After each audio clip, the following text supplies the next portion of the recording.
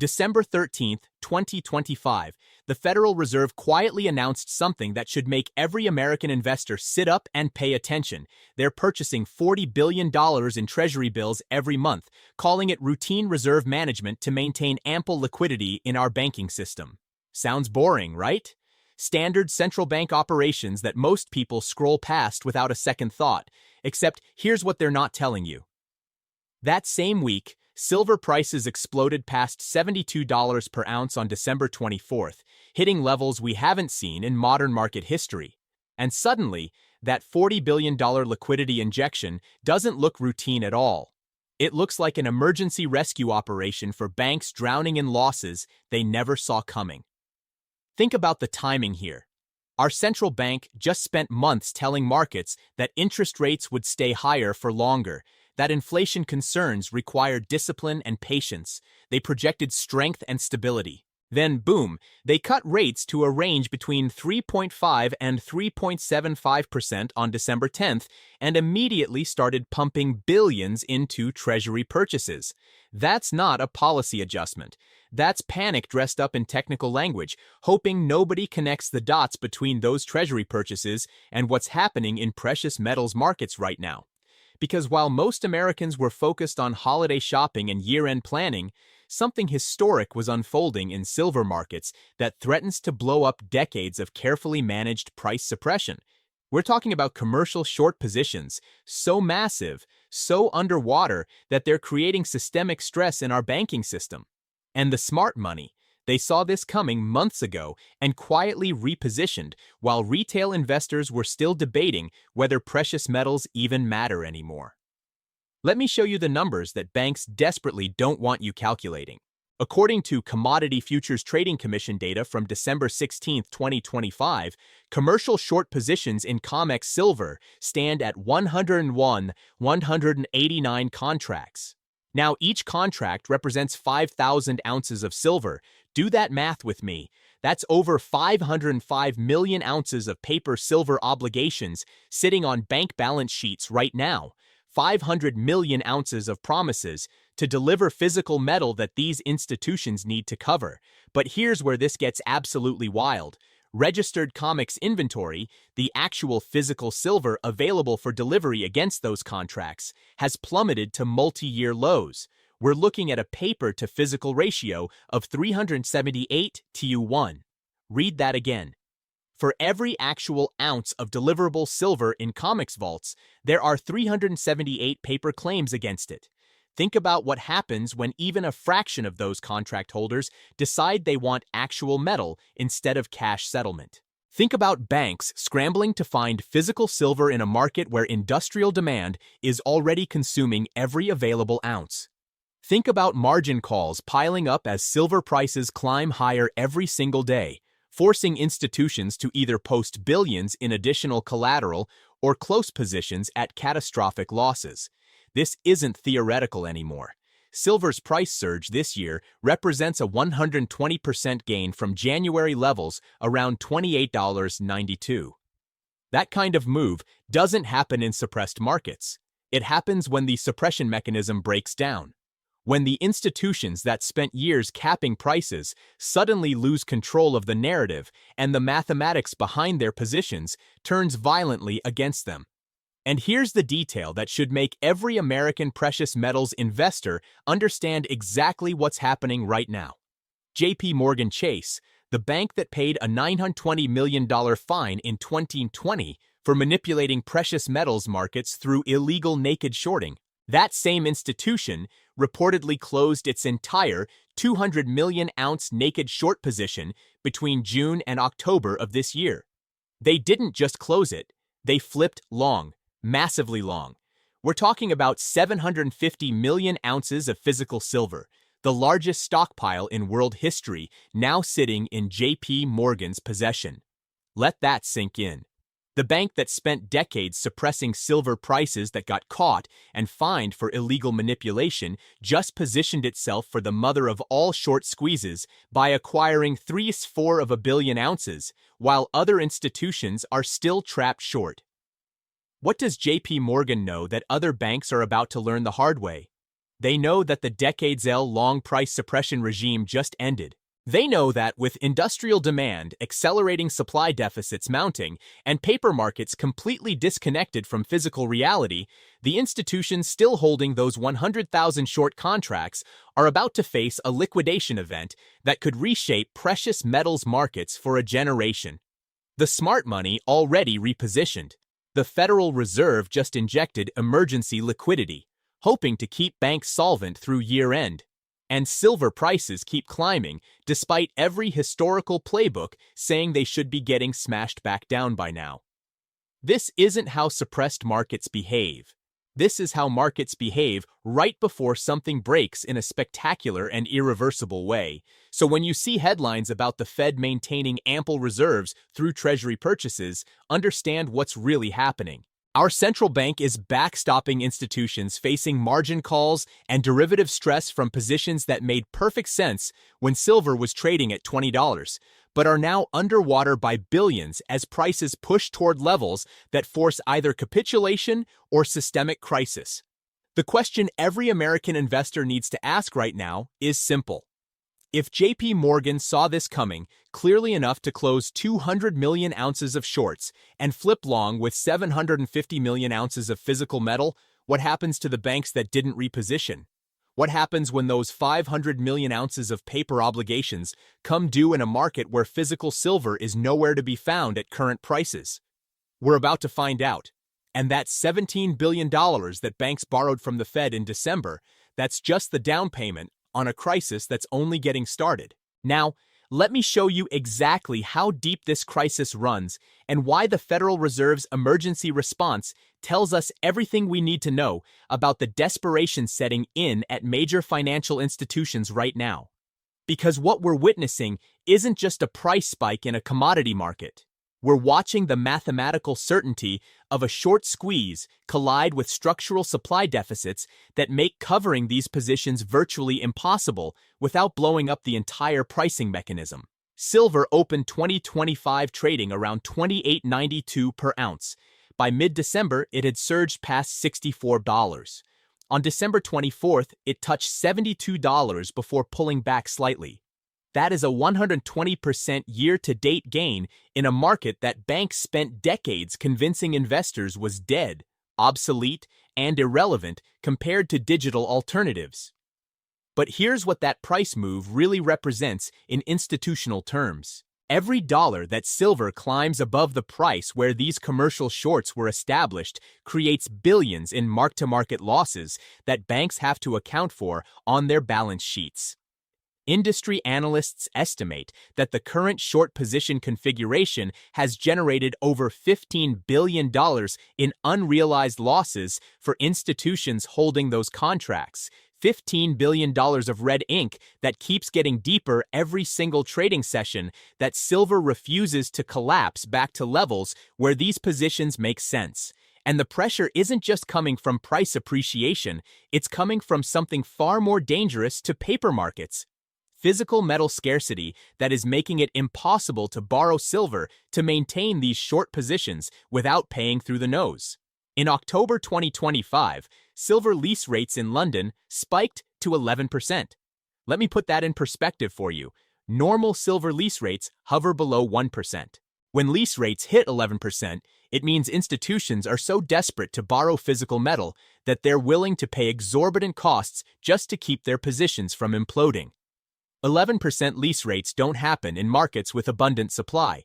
They happen when every available ounce is already spoken for, when refineries are running at maximum capacity and still can't meet demand, when the gap between paper promises and physical reality becomes so extreme that the system starts cracking under its own weight. This is where the Federal Reserve's December actions move from curious to absolutely damning. On December 10th, they cut our benchmark interest rate by a quarter point, bringing it down to a range between 3.5 and 3.75%. Now, remember what they'd been telling us for months leading up to this decision. Higher for longer. Inflation concerns requiring discipline. No rate cuts until economic data clearly justified easing. Then suddenly, they cut anyway, and the vote wasn't even unanimous. We saw a 9-2-3 split on the Federal Open Market Committee with 3 officials dissenting against the cut. You know when the last time was that we saw 3 dissents on an FOMC vote? September 2019, right before the repo market crisis, forced the Fed to inject hundreds of billions in emergency liquidity to prevent our overnight lending markets from seizing up completely. 3 dissents means serious disagreement about whether the Fed is responding to economic conditions or responding to something else entirely, something urgent enough to override their stated policy framework and inject liquidity, despite inflation concerns that theoretically should have kept them on hold. Combined with that $40 billion per month in Treasury purchases starting December 13th, we're looking at a central bank that's prioritizing financial system stability over everything else they've been telling us matters. Why would they do that? What could possibly force the Fed to abandon their inflation-fighting credibility and start pumping liquidity back into our banking system right at year-end? The answer is staring us in the face every time we look at silver prices and commercial short positions. They're backstopping institutions facing derivative stress and margin calls that threaten to cascade into broader financial instability if left unchecked. But here's where this gets even more interesting. The liquidity injection might buy time, but it doesn't fix the underlying problem, because the pressure on these short positions isn't just coming from price appreciation, it's coming from structural supply deficits that make the entire premise of these shorts fundamentally broken. According to the Silver Institute's 2025 projections, we're looking at a physical deficit of 95 million ounces this year alone. That means demand for actual silver, not paper contracts, but physical metal, exceeded new supply by 95 million ounces. And this isn't a one-year aberration. We've been running cumulative deficits since 2021, totaling 820 million ounces of supply shortfall over just 4 years. Think about what that means. 820 million ounces of silver that the market consumed but couldn't replace through new mining production. That metal had to come from somewhere, which means existing stockpiles, strategic reserves, and available inventory all got drawn down to fill the gap. And now we're in a situation where industrial demand keeps accelerating while the cushion of available supply keeps shrinking. Let's break down where that demand is actually coming from, because this isn't jewelry buyers or coin collectors driving these deficits. Industrial applications for silver are consuming 1.22 billion ounces annually, led by sectors that represent the future of our energy, infrastructure, and technology ecosystem. Solar panel manufacturing alone accounts for 200 million ounces per year, and that number is growing as countries around the world accelerate renewable energy buildouts. Electric vehicles require 90 million ounces annually just for the silver used in electrical contacts, battery connections, and charging infrastructure. Consumer electronics, medical devices, and industrial applications consume the rest, creating demand that's both massive in scale and completely inelastic. These industries need silver to function. There's no substitute that offers the same combination of electrical conductivity, thermal properties, and reliability at scale. So when banks established these massive short positions years ago, they were betting that industrial demand would moderate, that new supply would come online to balance markets, that price suppression through paper derivatives would continue working indefinitely. Every single one of those assumptions is now proving catastrophically wrong.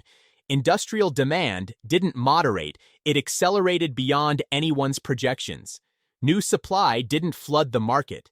Mining production is constrained by geology, permitting timelines and capital costs that make rapid expansion nearly impossible. And price suppression. Well, when JP Morgan closes 200 million ounces of shorts and flips along with 750 million ounces of physical accumulation, that tells you the suppression mechanism just got retired permanently. The remaining commercial shorts institutions like HSBC, UBS, and smaller banks still holding these positions are now trapped between impossible choices. They can try to roll their contracts forward, hoping that somehow physical supply will magically appear and prices will collapse back to levels where they can cover without devastating losses. Or they can start covering now, accepting billions in realized losses, but at least limiting the damage before prices climb even higher. Neither option is particularly attractive when you're staring at $15 billion in current losses that could easily double if silver continues its trajectory toward analyst consensus targets for 2026. And those consensus targets, industry analysts are projecting price ranges between $95 and $106 per ounce for next year. Levels that would turn current losses into an existential crisis for institutions that sized these positions, assuming silver would never break sustainably above $30. This is why the Fed's emergency liquidity matters so much. They're not buying time for these banks to fix their positions. They're buying time hoping that something, anything, changes in global supply dynamics or industrial demand patterns that could give trapped shorts a lifeline. But with every week that passes, with every dollar that silver climbs, with every ounce of physical metal that gets consumed by industrial applications that can't wait for better prices, that lifeline gets shorter and more frayed. December was supposed to be a quiet month where these institutions could regroup and strategize for 2026. Instead, silver hit $72. Lease rates stayed elevated, physical premiums kept widening, and the Fed had to step in with emergency support just to keep the system stable through year-end. Now imagine what happens in Q1 2026 when contract delivery obligations start coming due in earnest. Let's do the math that keeps bank risk managers awake at night and reveals exactly why this situation resolves in spectacular fashion within the next 3 months.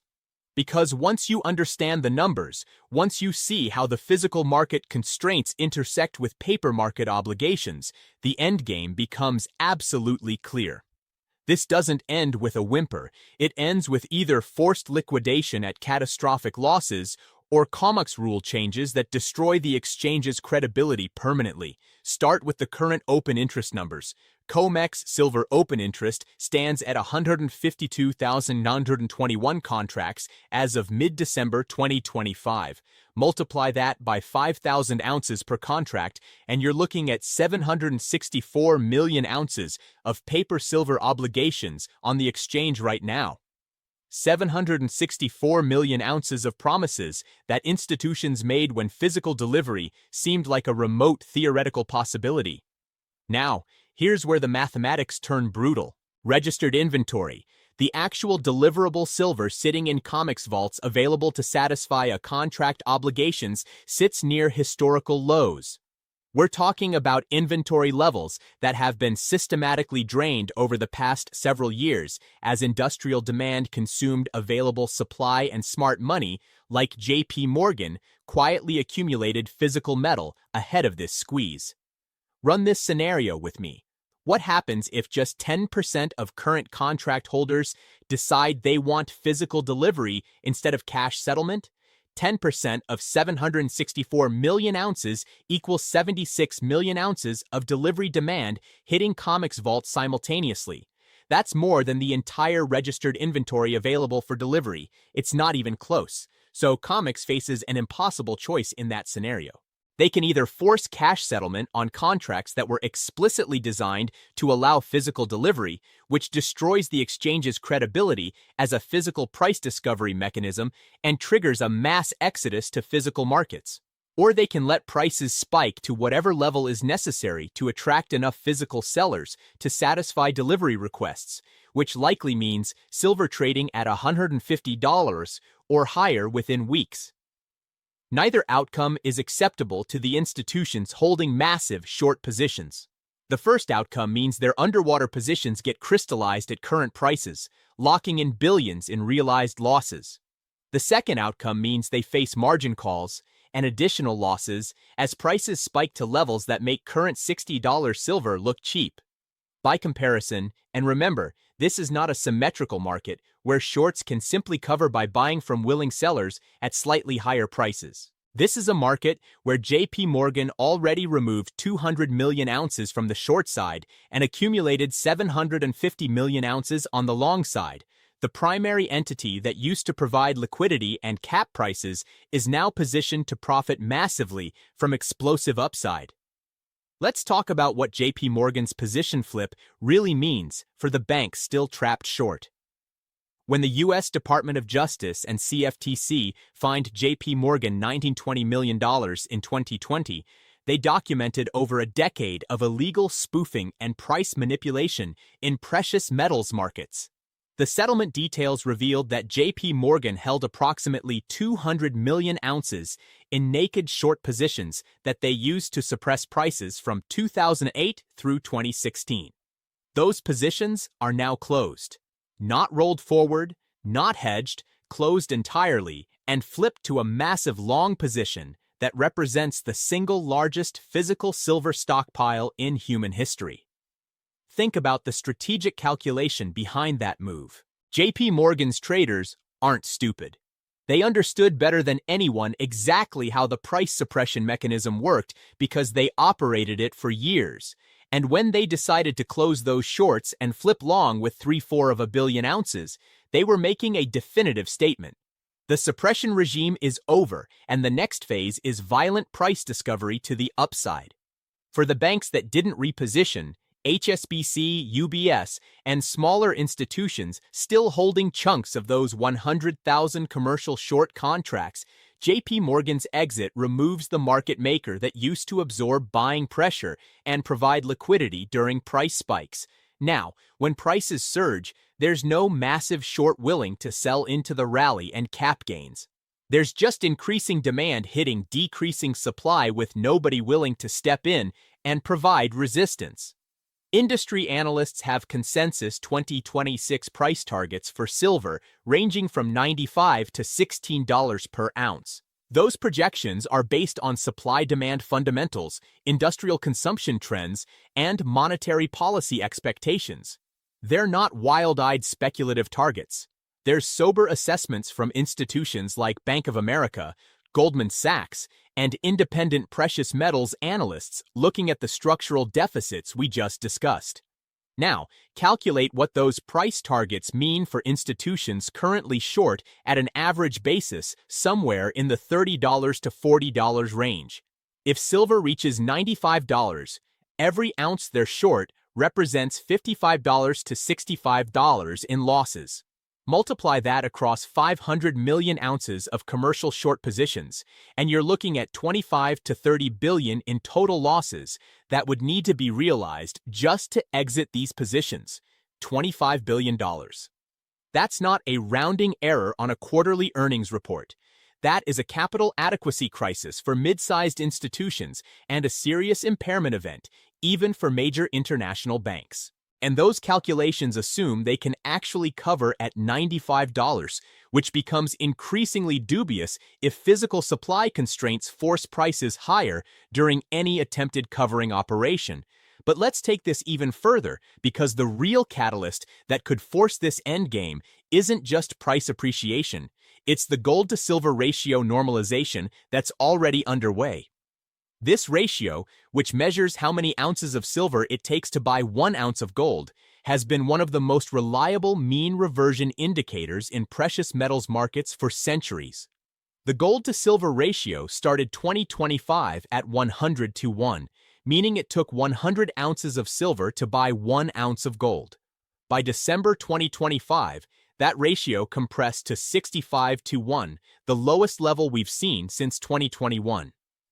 That compression represents silver outperforming gold by a massive margin this year, which makes sense given the industrial demand dynamics and supply constraints we've been discussing. Now, here's where this gets really interesting from a historical perspective. During the 1979 to 1980 Hunt Brothers silver squeeze, the ratio compressed all the way down to 16.1 as silver reached its inflation-adjusted peak of $49.45. During the 2011 precious metals bull market, silver again touched $49, and the ratio compressed below 40 to 1. But let's be conservative and assume the ratio normalizes to just 50 to 1 from the current 65 to 1. If gold is trading around $2,700 per ounce, which is roughly where it's been hovering recently, then a 50 to 1 ratio puts silver at $54.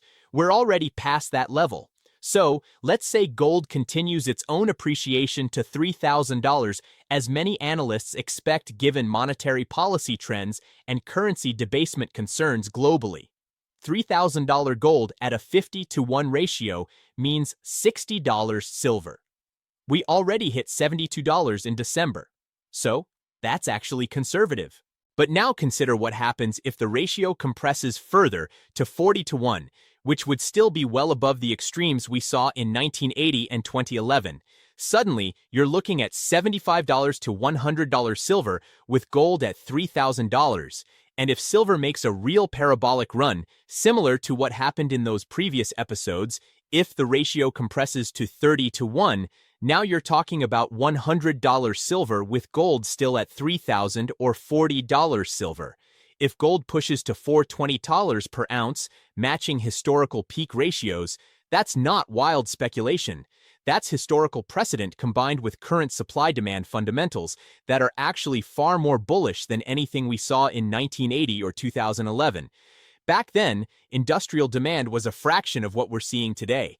The solar industry barely existed. Electric vehicles were science fiction. The structural deficits we're running now are unprecedented in modern silver market history. So, when banks look at their short positions and try to model worst-case scenarios, they're not just worried about silver hitting $95 or $16 based on analyst consensus, they're worried about a ratio compression event that could push prices to $140 or higher if gold continues. Appreciating in silver's industrial demand story attracts serious investment flows. At $140, with most commercial shorts established somewhere in the $30 to $40 range, you're looking at $100 per ounce losses across 500 million ounces of short positions.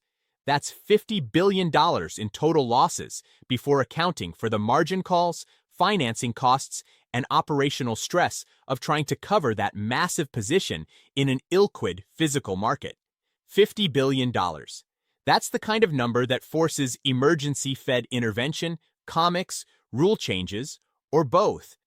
And the timeline for when this crisis peaks. All the evidence points to Q1 2026, specifically the January through March delivery window, when contracts come due and institutions see a keep kicking the can down the road. Here's why the timeline matters. December 2025 was supposed to be a slow month where trading volumes decline, institutions square their books for year-end, and everyone takes a breath before the new year. Instead, we got silver hitting $72. The Fed cutting rates despite inflation concerns, $40 billion per month in Treasury purchases, and $17 billion borrowed from Fed emergency facilities by stressed institutions. If that's what December looked like, imagine January when trading volumes ramp back up, new industrial buying comes online for the year, and contract delivery obligations start hitting in earnest. Imagine February when Q1 earnings season begins, and banks have to report their precious metals, derivative losses to shareholders. Imagine March, when the full scope of the physical supply deficit becomes impossible to ignore, and COMEX registered inventory gets tested by delivery demands it can't possibly satisfy. The banks borrowed $17 billion in December, hoping to survive until 2026. They got their wish. They made it to year-end without a systemic blow-up. But that breathing room came at the cost of higher silver prices, tighter physical markets, and even more desperate positioning heading into what looks like an inevitable liquidation event. JP Morgan already positioned for this outcome with 750 million ounces long. The Fed already signaled they'll provide emergency liquidity to prevent systemic contagion. The remaining commercial shorts are trapped between accepting catastrophic losses now or accepting even worse losses later as prices continue climbing toward levels that make current silver look cheap. The question isn't if these positions get liquidated. The mathematics, the physical supply constraints, and the institutional positioning all point toward the same inevitable conclusion. The question is when. And based on everything we're seeing, the Fed's emergency response, the December price action, the compressed gold-to-silver ratio, and the upcoming Q1 delivery obligations, that timeline just accelerated dramatically. We're not talking about a crisis that unfolds over years. We're talking about a crisis that resolves in the next 90 days one way or another, either through forced covering at prices that devastate the remaining shorts or through COMC's rule changes that prove the paper silver market was never about price discovery and physical delivery, but about managing perception, while the real accumulation happened quietly in the physical market. And for American investors paying attention, the ones who understand that JP Morgan does not flip from 200 million ounces short to 750 million ounces long without having absolute conviction about what comes next. This is the moment where positioning matters more than predictions. We're understanding that mathematics matters more than listening to mainstream narratives about silver being a relic of the past. The banks borrowed $17 billion hoping to survive. Silver hit 72 and kept climbing. JP Morgan's already positioned for the squeeze, and the timeline for when this resolves just moved from sometime in 2026 to Q1 2026 delivery window. The endgame is here.